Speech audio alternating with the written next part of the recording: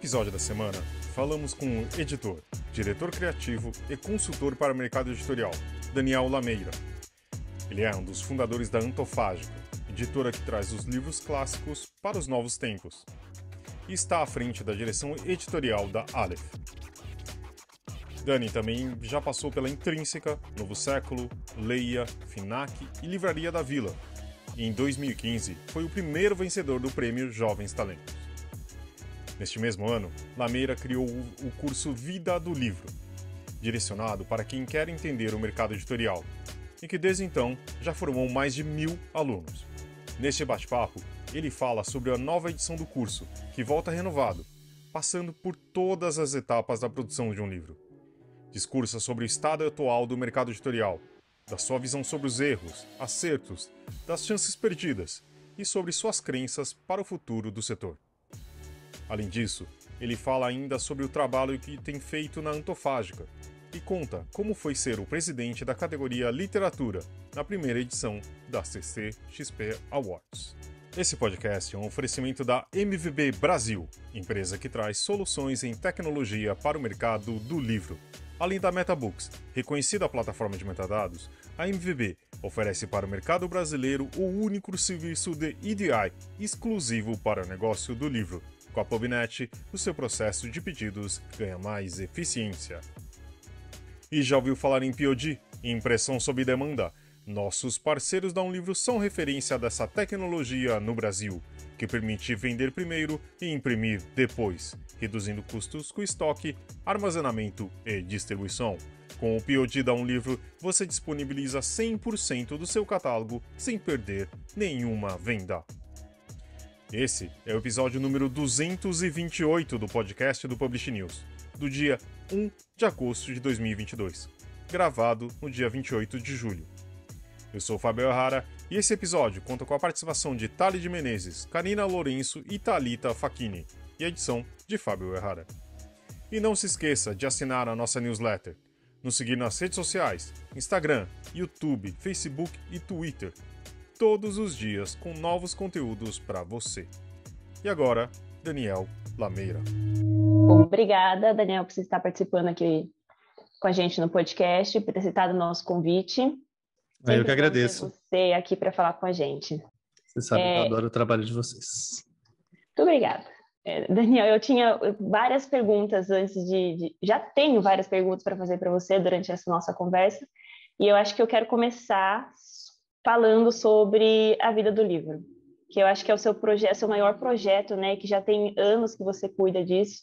Foi criado, me corrija se eu estiver errado, mas foi criado em 2005, já teve mais de 10 turmas e já formou mais de 1.000 alunos. Ou seja, é uma coisa grande, né?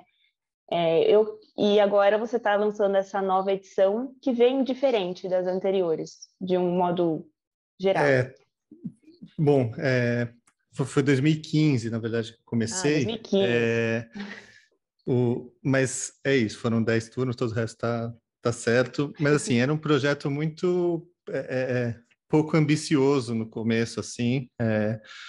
Na verdade, era um sentimento que eu tinha, até falava bastante com o Fábio sobre esse sentimento à época, de ter começado a trabalhar em editoras, ter começado a trabalhar nos bastidores do livro e antes disso, não ter nenhum acesso a como se fazia o livro, né? Antes, quando eu estava na livraria, ficava me perguntando, né, como que decidem uma capa, porque a tradução está assim, ou porque a quarta capa desse livro está desse jeito e não daquele, porque esse preço. E ficava imaginando, né, junto com os outros livreiros ali, poxa, por que é desse jeito? Né? Eu fui trabalhar na Leia, e aí eu comecei a ver como as decisões eram tomadas, descobri que elas eram muito menos científicas do que eu imaginava quando eu estava fora das editoras, assim, né? Era uma coisa muito de feeling, de experiência que aquelas pessoas tinham e tomavam uma decisão porque era o que se tomava, assim, não necessariamente algo muito secreto, mas tinha esse ar de algo inacessível. Então, né, depois passei por outras editoras e quando eu estava na Aleph eu resolvi, por um outro incômodo que tinha acontecido para mim, que eu tinha trabalhado em todas as áreas. Eu tinha trabalhado na área comercial, tinha trabalhado no marketing, tinha trabalhado no editorial. Então, era muito bom transitar entre essas áreas e entender, né, como que era apresentar um livro na Saraiva, ou como que é a margem de um livro, ou como, né, que o marketing vai divulgar, qual que é o budget. E eu sentia que vários problemas de colegas, às vezes estavam em outras editoras, ou de pessoal mesmo na Aleph, na época, era de não entender exatamente como funcionava a outra área, né? Como que funcionava o editorial, como funciona o contato com a gente. Então, um dos objetivos foi esse, putz, eu vou, desacralizar, ou, tipo, deixar aberto às pessoas como que funcionam, né, os bastidores do mundo editorial, e, ao mesmo tempo, vou tentar que as áreas entendam um pouco, né? Até para produzir melhor o que os amiguinhos, né, do setor ao lado fazem, porque era muito isso, né? Um livro não vendia e começava um a culpar o outro e às vezes culpar sem isso em várias editoras, né? Pô, esse marketing desse aqui não foi bom, não, o comercial não soube fazer a colocação, mas também essa capa aqui é horrível, não, esse preço nunca ia vender, sempre tinha alguma coisa, né? Mas para você opinar e aí também para você, acho que crescer profissionalmente, você tem que entender o todo e por que essas decisões são tomadas, né? Então, eu comecei muito pequeno, chamando o pessoal lá numa sala da Aleph mesmo, 10, 15 pessoas.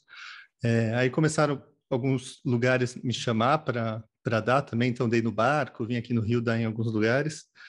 E aí,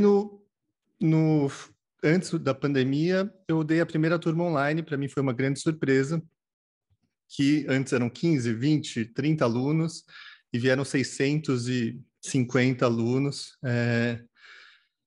Fiquei sob pressão, fiquei nervoso em dar as aulas e falar besteira, mas foi muito bom, assim, né? Além de ser um momento que me deu um alívio financeiro de não ficar preocupado com o aluguel dos meses seguintes, pelo menos alguns aluguéis eu tinha recebido. Fiquei muito impressionado com tanta gente querendo saber, né? E tinha muita gente que eram de outras áreas, médicos, professores, autores, muitos. E eu dei as minhas 4 aulas que eu sempre dou, né? Pô, como começa um livro, aquisição, contato com a gente, autores, o que é uma editora, como que se faz o livro, cada etapa, marketing, futuro do livro, branding. Mas eram tanta gente, eu estava tão animado com aquilo que eu comecei a chamar outras pessoas para gravarem vídeos às vezes. O pessoal ficou curioso com ghostwriting, aí chamava o ghostwriter, eles gravavam um vídeo, a gente começava a trocar além das aulas.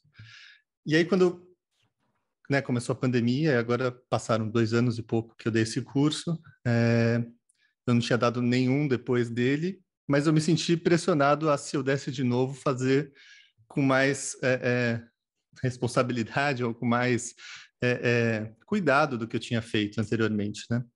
E foi quando eu comecei a organizar um curso que eu gostaria de ter feito quando eu comecei a trabalhar com livro, né? Então, as minhas 4 aulas continuam, mas elas se expandem em 24 aulas gravadas com pessoas que sabem mais sobre as etapas específicas do que eu, né? Então, eu falo nosso contato com agente literário, aí tem a aula da Lúcia Riff, né? Falo sobre como é ter uma editora, tem o Gustavo da Dublinense, ou o Wagner da Malê, direção editorial tem a Raquel Koser, da Harper. Então, comecei a juntar tradução, né? O Caetano e o Rogério Galindo falando sobre tradução, as pessoas que eu admirava muito e que eu também queria ouvir elas e fazer perguntas para elas sobre seus ofícios específicos.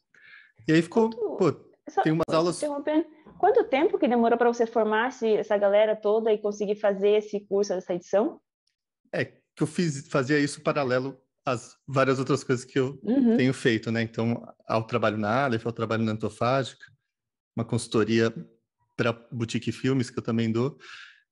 Então, eu gravava à noite, então demorou 8 meses, mais ou menos, para conseguir agendar todo mundo. Tive pedra no rim no meio do caminho, fui operar, então foi... Agora eu nem acredito que vai estar saindo, assim, fiquei até emocionado de, caraca, finalmente. Daniel, eu sempre gostei de conversar com você, né? E já faz muito tempo que a gente não se encontra. Quando você vier em São Paulo, por favor, né? Vamos tomar uma cerveja? Vamos. Mas é sempre do estado do mercado editorial, né? Você teve aqui nesse podcast em 2018, fui procurar, né? Quando você ganhou o Jovens Talentos. Você imaginar aqui quem ouviu essa conversa de hoje, né? Você sempre teve uma... Desculpa o barulho, gente. Eu tô no meio de uma obra aqui de cima, né? Que eu não pude escolher e claro que eles começaram agora. Desculpa. Mas enfim, a gente passou por momentos muito desafiadores nesses últimos anos, né? 18 livrarias quebrando, né?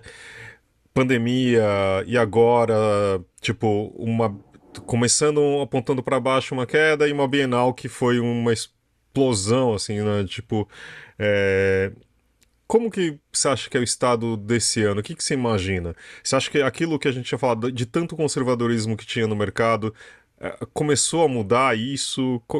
Como que você pode falar hoje, de 27 de julho de 2022? Aí daqui 4 anos você me cobra que eu falei errado tudo, não tem problema.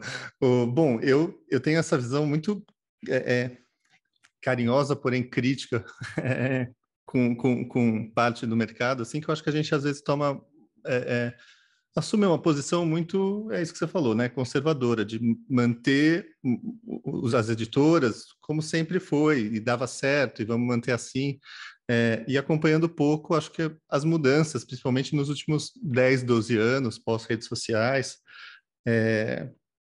né, ganhando esse vulto que ganhou. Né? Tem editoras até hoje que se orgulham de não trabalhar com influenciadores, ou que, né, quando começou a pandemia, um monte de gente não tinha e-commerce, né? Então, esse mundo antidigital sempre foi uma coisa que me incomodou, né? O desliga a tela e vai ler um livro.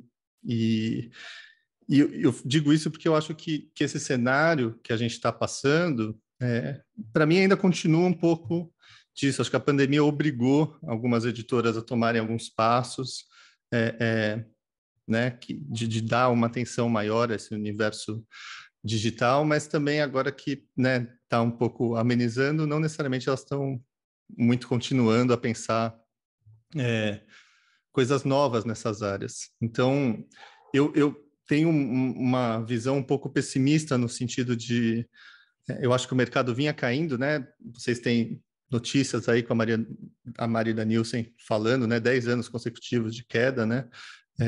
Aí chega a pandemia, a gente dá essa crescida, acho que isso, por um lado, fez com que as pessoas vissem lá, né, no começo da pandemia, a necessidade de atuar nesse universo digital, mas eu acho que também essa guinada, essa venda a mais, que foi um momento ali específico, né, que a gente vê que está voltando numa queda, eu acho que pode ter também iludido um pouco parte do mercado de que, não, você viu, tá tudo certo, né, vamos continuar, embora as livrarias tenham fechado, embora isso também acho que pode ter era uma oportunidade grande para essa injeção de grana, esse faturamento alto das editoras se anteciparem para fazer uma mudança para esse cenário novo de mercado, um cenário completamente digital, com grande concentração, né, na Amazon, em e-commerces, né, as livrarias,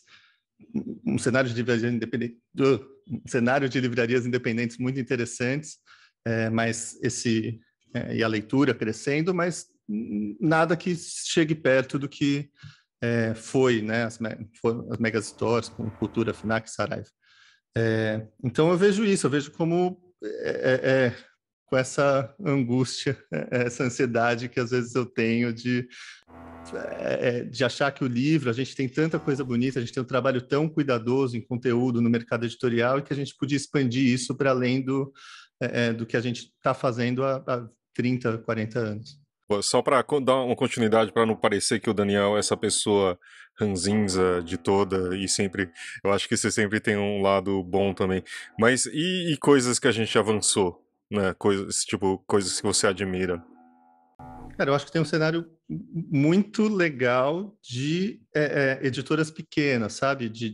Tanto das livrarias independentes, que eu acho muito interessante, mas nem sempre tão viável financeiramente, né? Muitas vezes é o sonho de uma pessoa que está, né, botando uma grana ali, que está fazendo acontecer, mas não é um baita negócio que vai dar muita grana para aquela... Mas eu acho que as editoras pequenas conseguiram se destacar por uma agilidade de se adaptar já vinham preparadas, né, e cresceram durante a pandemia. Então, eu destaco, né, o Pipoca Nanquim, que é, né, uma editora de quadrinhos que é impressionante o tanto que eles engajam os leitores, o tanto que eles vendem de quadrinhos, né? Destaco também a Dublinense, que vem fazendo um trabalho, né? Acabou de subir um catarse de um livro secreto e conseguiu financiar o livro sem... Então, né, a Nós, a Wish, acho que tem um monte de nomes legais aí aparecendo e ocupando um espaço, e a partir do momento que você não tem que disputar acesso a pessoas importantes em imprensa ou acesso a, né, pessoas para colocar grandes quantidades na vitrine, pagar uma mesa, etc.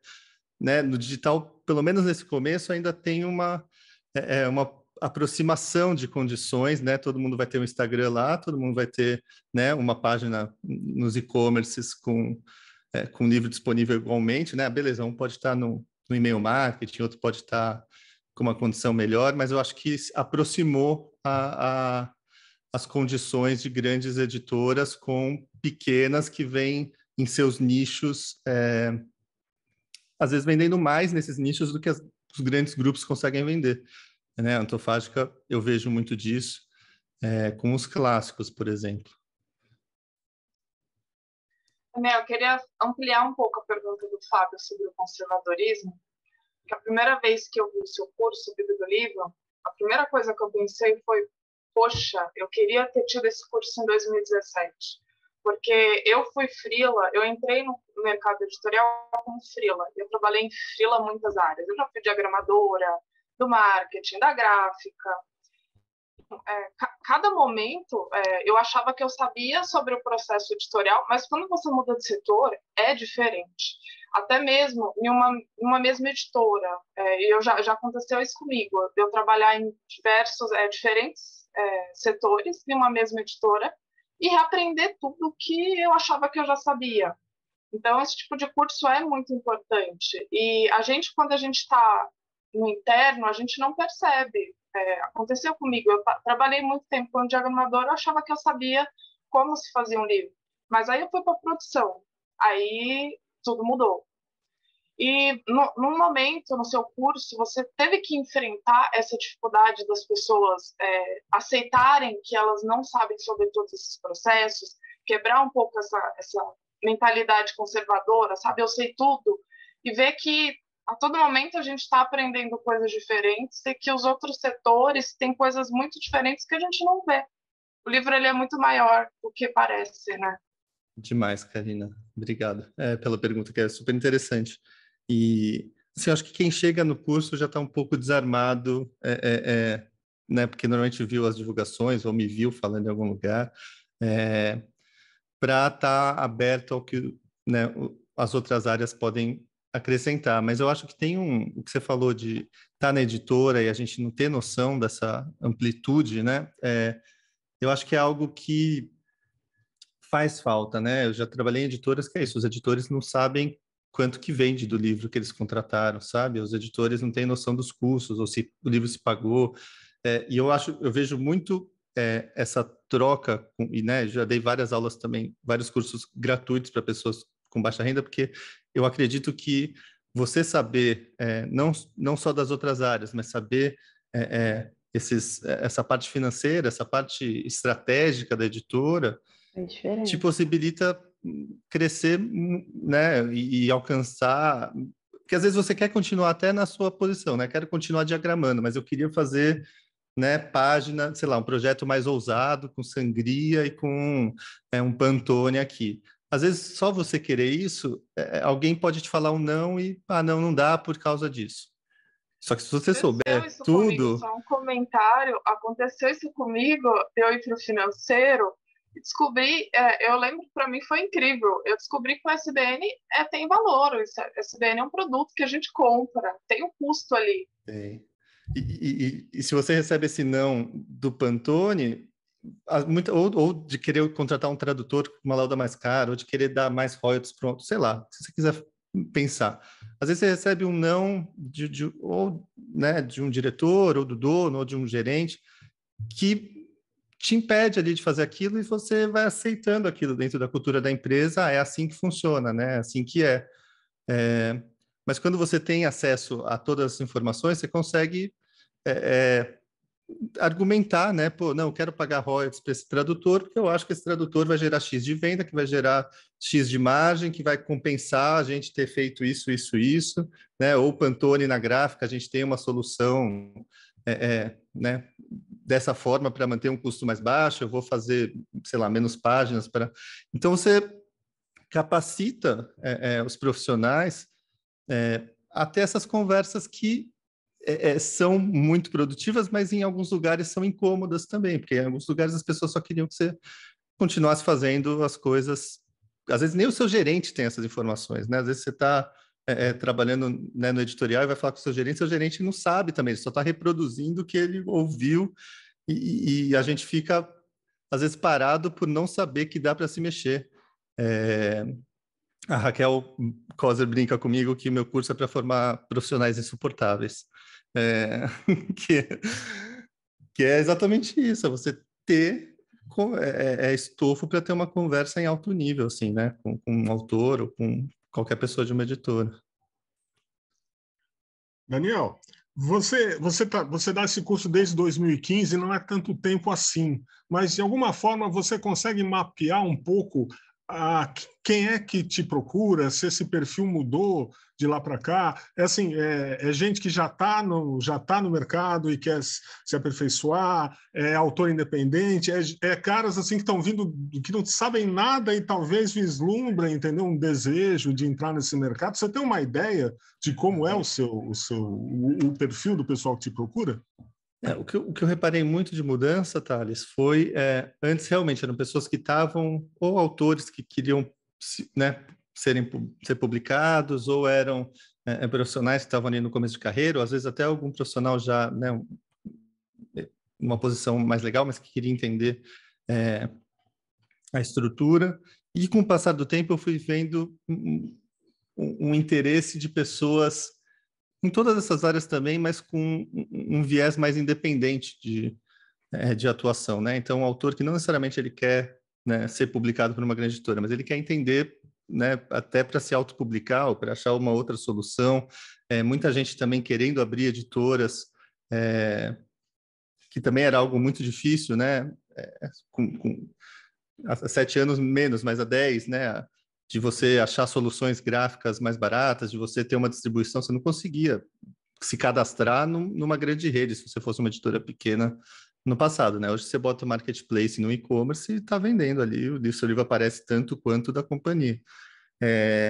A não ser que eles paguem os ads, eles aparecem mais. Então, eu vi muito essa mudança de pessoas com menos vontade de entender o todo para participar deles, mas com vontade de construir a sua parte também, sabe? De construir o caminho que ela acha, seja uma agência de marketing, seja o pessoal que queira fazer conteúdo para YouTube, para podcast. Então, isso tem sido legal, de ver a galera mais mão na massa, né? E o seu curso é bem completo, né? E você agora chamou 24 profissionais para poder complementar cada área ali que engloba o mercado editorial e livreiro. Mas vou fazer uma pergunta meio difícil, não sei. Se você pudesse elencar ali uma aula, alguém assim, assista essa, por favor. E eu acho que você não vai se queimar com nenhum dos outros 23, porque são todos seus amigos, todo mundo entende. Mas assim, se você tivesse que elencar uma aula assim, que todo mundo deveria real prestar atenção e que, dado ao mercado atual, você acha que é super importante? Tem algumas aulas ali que, assim, eu ia responder uma coisa, mas a sua última frase fez eu mudar. Que, dado ao mercado atual, né, tem a aula da Cláudia, da Audible, que é bem interessante, tem a aula da Joana, da Bookwire, que fala de futuro do livro, que é um dos meus assuntos preferidos, assim, né, de um futuro até de como essa mídia pode evoluir, né, no digital. Mas, assim, uma aula que para mim é muito importante e fico muito honrado de ter tido é a aula da Lúcia Riffe, que para mim é uma grande referência, uma pessoa assim que é uma entidade do mercado, né? Muito humilde, muito generosa nas trocas e que ela foi muito aberta, assim, sabe? Como que você procura novos autores, o que te interessa no autor novo, como... Então, foi ela explicando o básico de, né? Você quer ser agente, você quer ser autor, como que isso funciona. Então, para mim, foi muito emocionante ter tido essa troca, e sempre acho que ela é muito gentil comigo, mais do que eu mereço. Mas essas outras de futuro, tem uma de cine, né, de produção audiovisual, que nesse momento é muito importante, né? Muito investimento em autores nacionais. E aí tem a aula da Aline Bey e do Volpe. Mas tem essa da Mari Nunes, que fala como que se adapta um livro para o audiovisual, e ela explica as etapas que eu mesmo não sabia. É legal porque as aulas vocês vão ver, e eu com cara de, sabe, nossa, sério, é assim? Com a Aline Válida, todavia, também ela falando de gráfica e falando da COSAC, como eles solucionavam as etapas gráficas, para mim era uma aula também. Ela falando das fibras do papel. Então é isso, acho que cada participante vai escolher um ramo de aulas que vai encantar mais eles, assim, mas para mim foram essas algumas. Daniel, a gente sempre falava também sobre como furar uma bolha, né? Porque geralmente, se a gente está falando com pessoas no mercado, parece que todo mundo já entende um pouco isso, etc, né?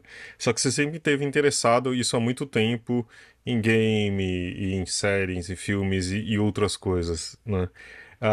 E inclusive por isso, talvez, um pouco da decepção com o nosso mercado, né?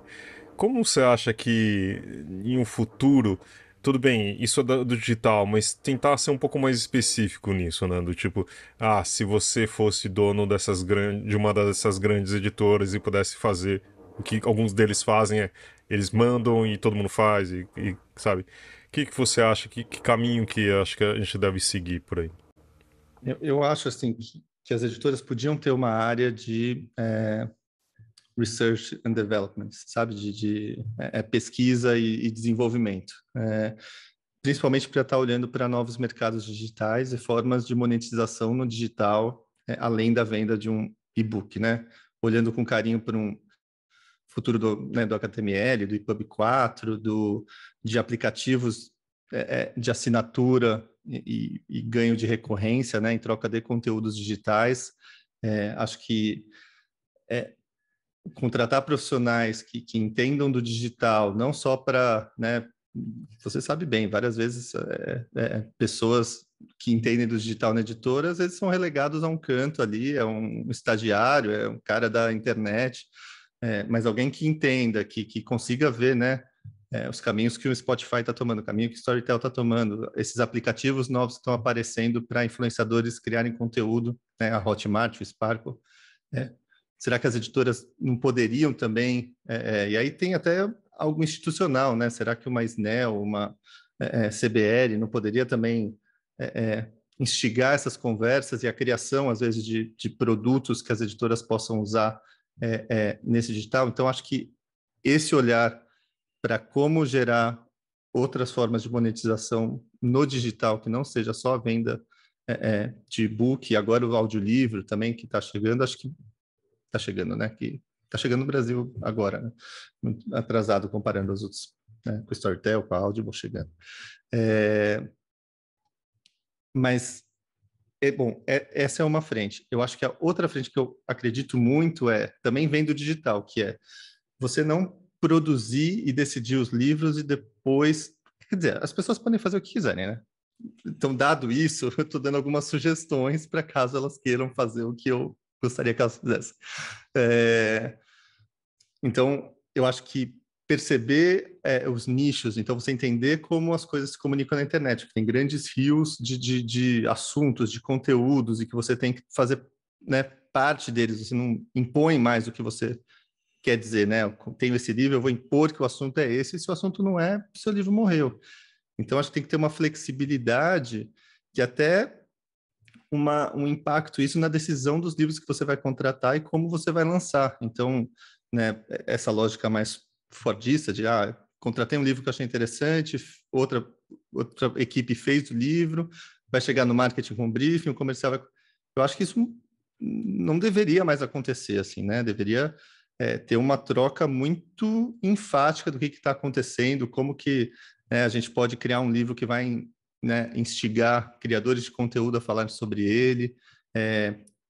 Isso vou dar um exemplo mais prático da Antofática, que a gente tenta fazer quando a gente lança um clássico, a gente tenta muito pensar como que aquele clássico se encaixa em algo relevante hoje, né? Não tentar empurrar o clássico como algo que, esquece tudo aí, você tem que ler esse clássico aqui, porque isso é importante. Então, acho que várias editoras poderiam pensar, por exemplo, e aí é uma discussão que tem até colunas que eu gosto no Publish News sobre o assunto, que é sobre selos, sobre atuação online mais segmentada. Você vê a Seguinte indo muito bem, a galera faturando um absurdo, quase mais do que todo o resto da Record, né? Com uma comunicação nichada, com uma relação com comunidade, e eu acho que isso é muito visto com desdém por parte do mercado, assim, sabe? É um a mais ali, uma parte do marketing, mas eu acho que isso passa a ser quase que o gerador do que a gente pode fazer. Com qual comunidade você pode se relacionar, como você vai fazer isso, quem é você perante aquela comunidade para ter uma autoridade, para ter uma troca com ela, e a partir daí decidir quais livros você pode, né, colocar nessa conversa. Então, eu acho que isso muda, ao meu ver, pós-fechamento de Saraiva e grandes redes, que você tinha que ocupar grandes mesas. Então, fazia sentido, quando era comprador da FINAC, vinha lá o Jefferson, ou o pessoal da Record, ou com um livro quase para cada mesa, né? Eu tenho 2 de literatura, um de autoajuda, um de biografia, um de culinária. Então, quanto mais diverso, mais oportunidades você tinha de pegar um pouco do budget de cada área e você ocupar as mesas com aquilo. Agora, você não está disputando mais espaço em mesas, está disputando relevância no coração, né, do leitor. E isso você não faz publicando, por exemplo, numa rede, livros completamente diversos, publicando, né, livro de uma socióloga, depois um livro erótico, depois um livro... isso não vai criar uma relação com leitor algum, assim. Pelo contrário, você vai dificultar a pessoa a entender quem você é. Então, acho que tem um processo quase de terapia das editoras, delas tentarem entender quem elas de fato são, para construir uma lógica mais coerente de publicações, aceitar que vão perder algumas oportunidades que são diferentes daquelas que se encaixem nessa lógica, e segmentar isso. Com todo o respeito e carinho que eu tenho pelas editoras, mas, por exemplo, acho que a Record poderia muito bem fazer isso, ou algumas que já têm isso, ou a companhia, né, também já fez isso de certa forma, mas não necessariamente, acho que fora a Seguinte usa isso com tanta ênfase. Mas até algumas que já têm, né, 34, LP, já tem uma lógica, já tem como você faz que essa lógica chegue no leitor, né? Pô, a 34 tem as melhores traduções do russo. A gente sabe, mas o leitor, a maioria não sabe, né? Você vai ver na Nielsen, não é os livros deles de russo que vendem mais. Então, como que você... Eles já são, sabe? Eles não precisam nem entender o que é, mas como você realmente constrói uma comunicação disso com mais leitores, né? E aí um monte de estratégia, né? Influenciadores, criação de conteúdo online, ver a estratégia, por exemplo, que está, né, dando super certo para a venda de cursos, que eu não estou implementando na minha, porque eu não consigo, não tenho energia para isso, mas se você pegar, né, as lógicas de venda de cursos, de funil, as editoras podiam muito bem usar aquilo, dar conteúdo gratuito dos livros, pegar leads, entregar uma lógica de funil, fazer uma automação de contato com... Mas não fazem assim, né? Estão ali fazendo todas o mesmo post no Instagram com a capa do livro, sabe? E um textinho X. Então, acho que a gente tem um potencial enorme para fazer coisas, mas isso demanda uma mudança, assim. Às vezes as pessoas não querem, né? Porque também tá bom como tá, sabe? A galera tá ganhando dinheiro, a editora tá funcionando lá muito bem, tá todo mundo sendo pago, sabe? Então, às vezes, elas não precisam também fazer isso, sabe? Tem editoras que estão muito bem como estão, esse mercado vai durar muitos anos, vai continuar existindo esse mercado do jeito que é, mas eu acho que tem oportunidades. E aí, quem está começando, né, hoje, ou começou nos últimos anos, consegue aproveitar essas oportunidades que, às vezes, as grandes não querem agora. E do outro lado, como que você acha que é possível aumentar a base de leitores? Né? Que a gente tem também... Leitores são um nicho na população brasileira, né? Você sabe muito bem disso. E como, nessa sua lógica também, como que você acha que a gente chega em mais pessoas e instigam a ler mais? Ou ler, pelo menos. Acho que o primeiro caminho, o primeiro passo é de parar de tratar o livro como algo sagrado, né? Algo fora do alcance, algo salvação da humanidade, né? Se você for ler, né? Você é uma pessoa boa, se você não ler, você é uma pessoa ruim, né? Já vi a ecobag na Flip lá, sei lá, deixa de ser burro, leia um livro. Não faz sentido nenhum, assim, né? E isso está muito, às vezes, no natural do mercado, nas escolhas de eventos, né? De perpetuar esse... Porque isso, né? Dá um pequeno prazer, um pequeno poder. Você sente que você está ganhando menos do que outros mercados, mas pelo menos você está fazendo um grande bem. Então, isso acaba se repetindo. Até isso justifica, às vezes, até legislação em prol, né? Eu não acho que livro necessariamente faz melhor, faz mais bem do que outras mídias. Inclusive, tem muitos livros ali que, se você for pegar nas listas mais vendidos, provavelmente fizeram mais mal para a sociedade do que bem. Então, eu acho que você tratar o livro como algo do dia a dia das pessoas, algo que faça sentido, e aí para isso você tem que se inteirar do que as pessoas estão gostando, você tem que ir lá no TikTok, você tem que ver as séries que estão bombando no Netflix, você tem que sair desse mundo, né, para você se conectar com os outros. Primeiro a gente precisa sair dessa bolha e ver o que acontece fora para conseguir conversar com ela. A Antofágica tem me impressionado muito, assim, que foi um retorno maior do que eu conseguia imaginar. A gente, né, começou a tratar os clássicos minimamente dessa forma, assim, tentando fazer isso, então chamando pessoas, youtubers, pessoas influentes para escreverem nos livros sobre eles, colocando textos extras que façam sentido para conversas de bar, não só academicamente. E a gente tem visto no grupo de Telegram, por exemplo, muita gente jovem que nunca tinha lido um clássico na vida, pegando o primeiro Machado, pegando o primeiro Kafka. A gente recebeu um feedback que eu acho que é demais, que é um professor falando: foi a primeira editora que os meus alunos me apresentaram a editora, não fui eu que apresentei para eles. Mas isso vem dessa vontade de... Tem um marketing, né, a Luciana Fraqueta, que para mim é gênia, né, de criação de conteúdo de verdade digital, né, não panfletos para vender livro, mas é quase um editor do digital, né, conteúdos de verdade no canal no YouTube com a Lívia. Então, a gente foi criando uma conexão com esses leitores de confiança, e eles vão passando um para o outro. Então, acho que tá disposto a conversar com o leitor, tete a tete, né, de verdade, entrar lá e ouvir eles reclamando de alguma coisa, e você responder, no evento você trocar, você descer desse um lugar distante, esse castelo que os editores, que as pessoas do mundo editorial estão, e ir lá e falar, não ir numa Bienal uma vez por ano e falar, nossa, né, estou me lambuzado do povo, né? Não, é uma coisa diária, de troca com leitores,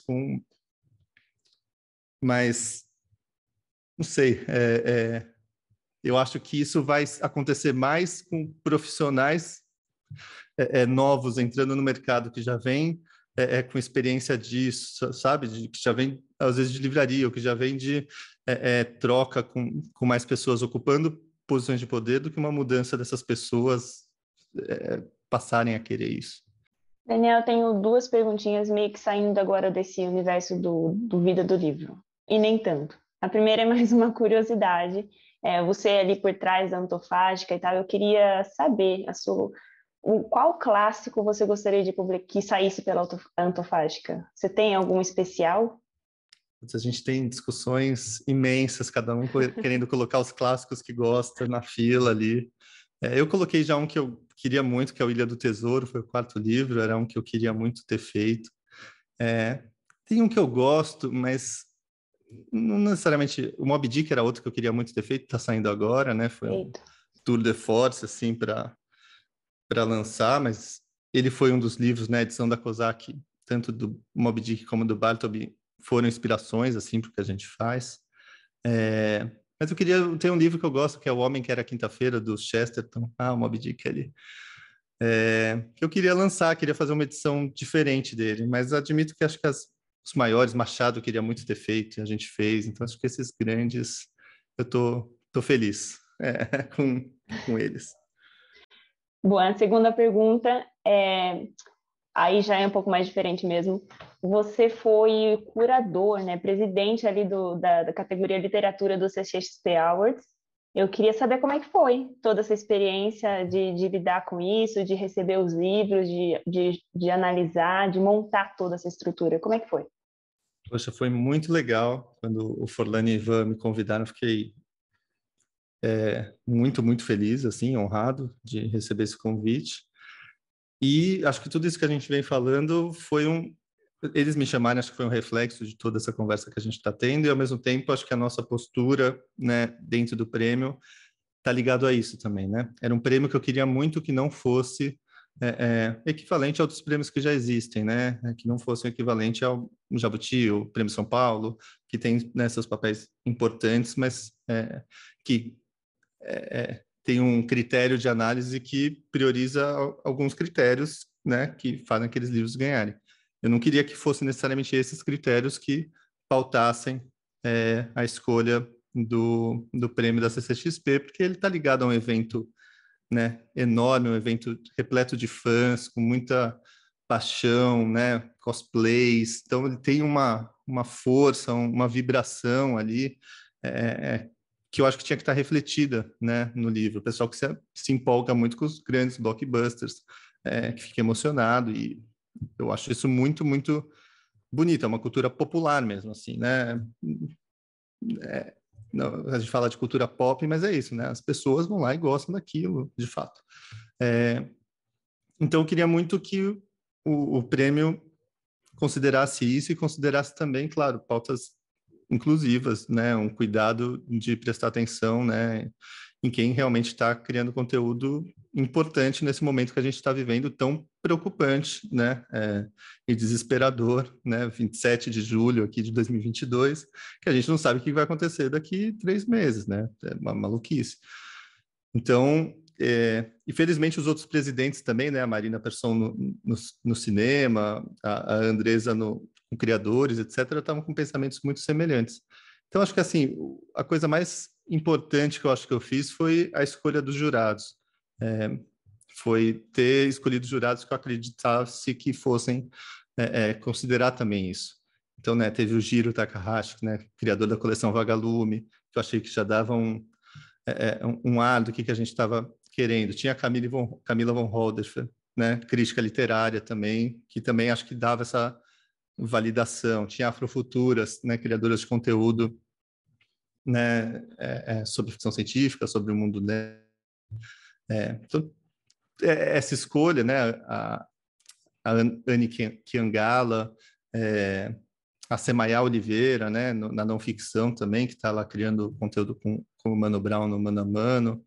Então, essa escolha de pessoas que tivessem esse olhar foi muito legal. E eu não voto, né, como presidente, então foi mais de ver essas pessoas debatendo, discutindo, pensando o que seria, e eu acho que os vencedores, na verdade, as 2 listas finais, eu acho que ficaram muito bonitas, assim, né? Porque era a Natália Borges Polesso, o Jim Anotso e o Alê Santos, né? É uma mulher e 2 pessoas pretas, né, na ficção, e na não ficção, né, um livro sobre Ney Matogrosso, um livro sobre O Que Maravilha, um livro sobre Racionais, né? Então, acho que é um bom reflexo não só de onde a gente está, mas também de onde a gente quer ir, como, né, criador de literatura e conteúdos no Brasil. E os 2 vencedores acho que foram demais também, o Chico Felitti, né, com Elk, e o Jim com o serviço de entregas também. E foi muito bonito o discurso dele lá. Então, eu achei muito importante, assim, essa categoria de livros.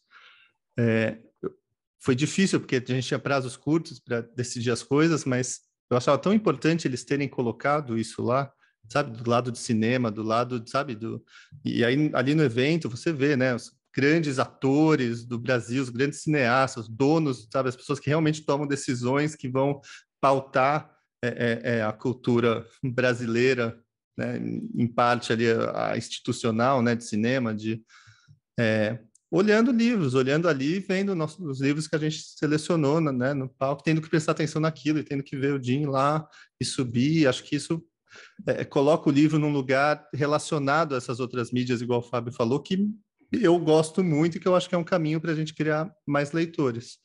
Então, pô, não podia ter ficado mais feliz. Fiquei muito nervoso o processo inteiro, mas agora que acabou, estou muito feliz e orgulhoso do que aconteceu.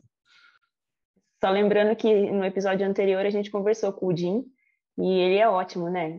Foi uma conversa maravilhosa, super gente Aliás, boa. ele cria conteúdo também para YouTube, né? Ele trabalha com YouTubers, né? Com Gato Galáctico, com outros YouTubers que... Então, esse universo está conectado já, né? O Felipe Castilho, o Eric Novelos trabalham na Garena, escrevendo para o Free Fire. Então, esses mundos já estão se conectando nessa nova geração, querendo ou não. No mundo complicado que a gente vive e num final de ano bem difícil, que imagino, qual que você acha que é o papel de uma pessoa que trabalha no mercado do livro? O que a gente pode fazer? Eu acho que o primeiro é sobreviver a isso tudo, que já é muito difícil, né? Manter a sanidade, a saúde mental e a saúde física no meio de um momento tão delicado, assim. Então, acho que priorizar a própria sobrevivência nesse meio é importante. Aí, se isso está garantido, acho que pensar realmente em como a gente... e aí a gente está fazendo uma mudança na Aleph agora que eu estou pensando e falando muito sobre isso, assim, né? Um rebranding completo na marca. Acho que a gente tem que ir mais rápido do que a gente está indo, sabe? No caminho que a gente quer.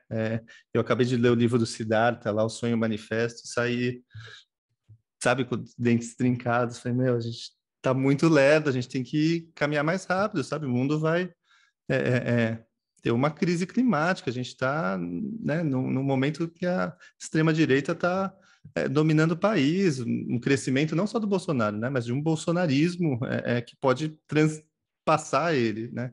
Então, acho que essa busca por elevar uma consciência, eu sei que é meio WeWork, assim, né? Não sei se vocês viram o eCrashed lá, mas essa busca por elevar a consciência das pessoas, acho que tem que pautar várias decisões micros nossas, né? Então, se a gente está criando conteúdo para quem, falando o quê, se a gente está sendo incisivo e claro o suficiente, acho que a gente vai ter que tomar mais posicionamentos para o caminho que a gente quer ir. E aí acho que os leitores, talvez, isso é uma mudança que eu não sei se vai acontecer, mas eu gostaria, prestassem atenção também nesse posicionamento das pessoas que estão em cada editora, sabe?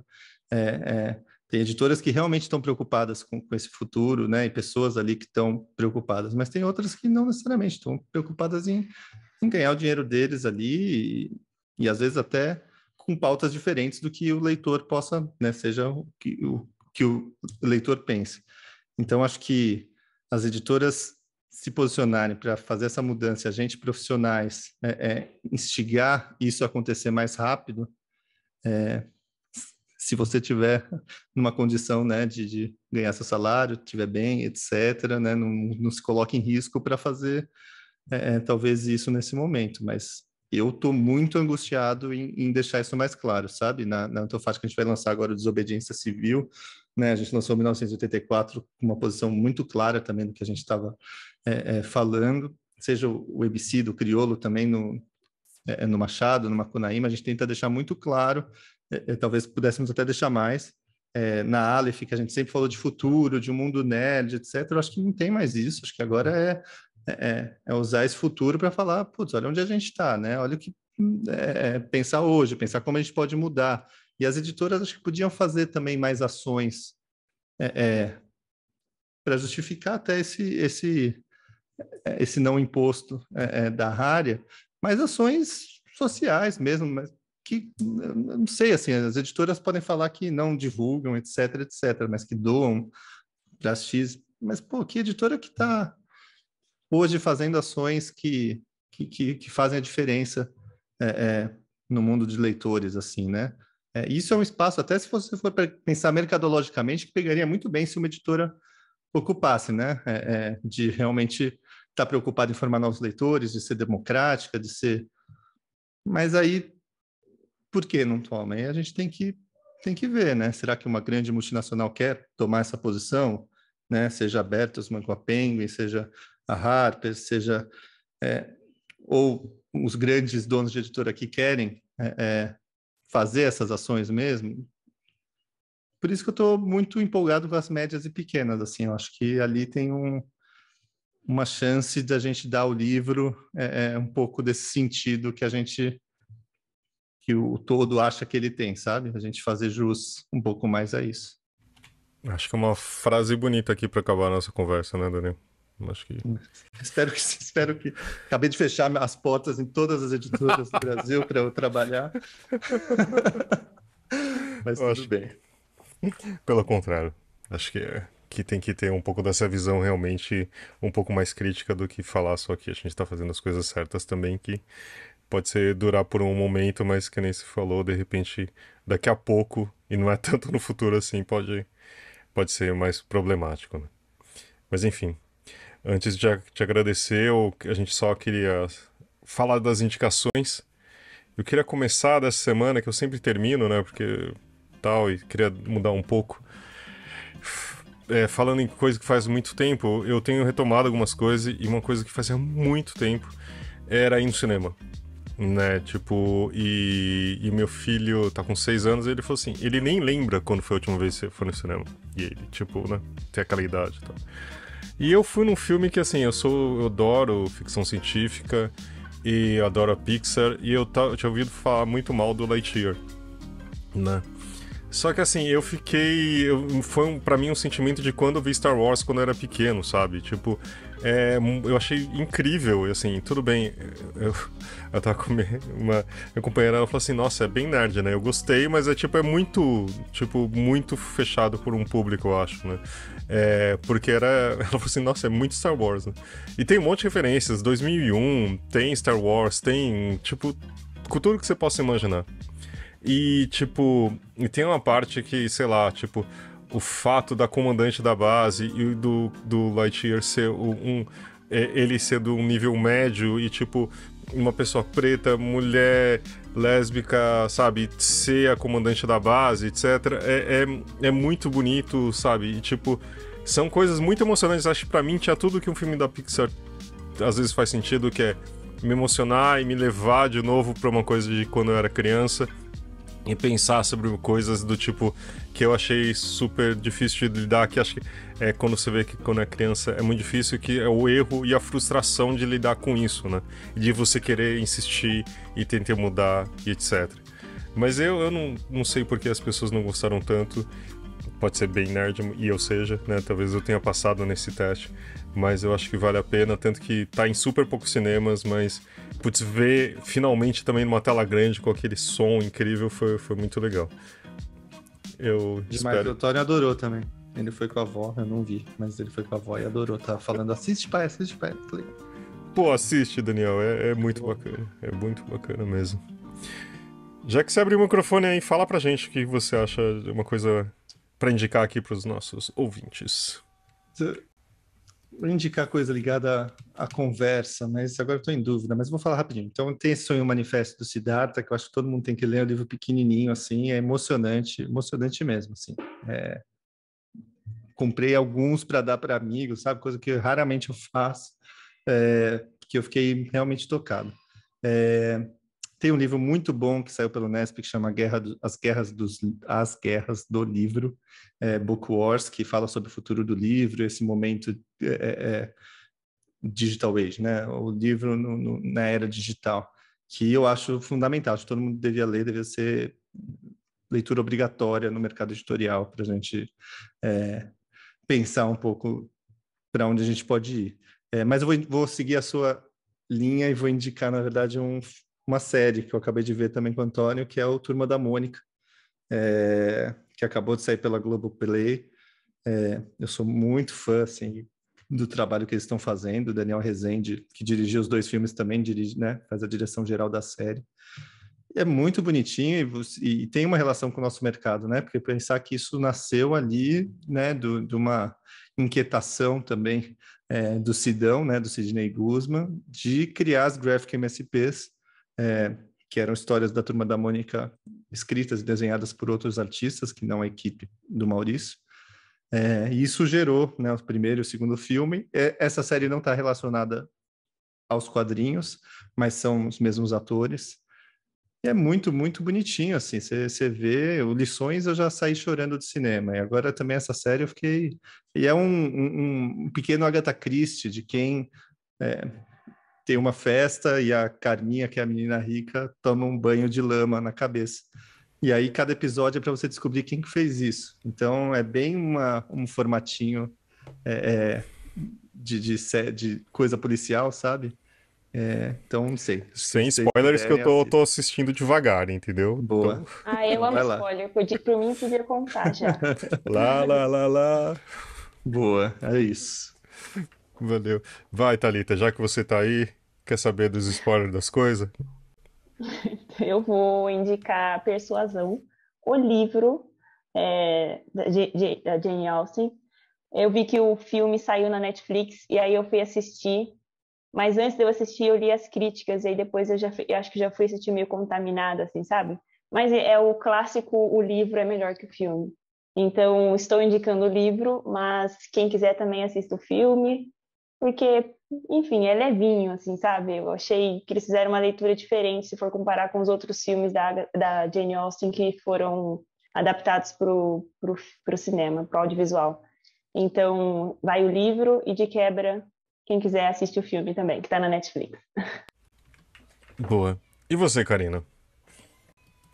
Bom, o Daniel ele citou o Buckingham King, eu até peguei aqui na minha estante porque eu coleciono tudo que eles publicam, eu sou fã de carteirinha deles, até mesmo antes da editora, e eu peguei esse aqui, Virgem Depois dos 30, do Atsuhiko Nakamura, que é um mangá documentário. Tem algumas cenas fortes, alguns assuntos fortes, mas, de modo geral, é uma leitura muito divertida, é muito engraçada, ele consegue trazer isso com humor. E eu amo leituras assim voltadas para comédia, que me faz rir de estar lendo um livro e dando gargalhada ao mesmo tempo. Então, acho que essa aqui é uma boa pedida.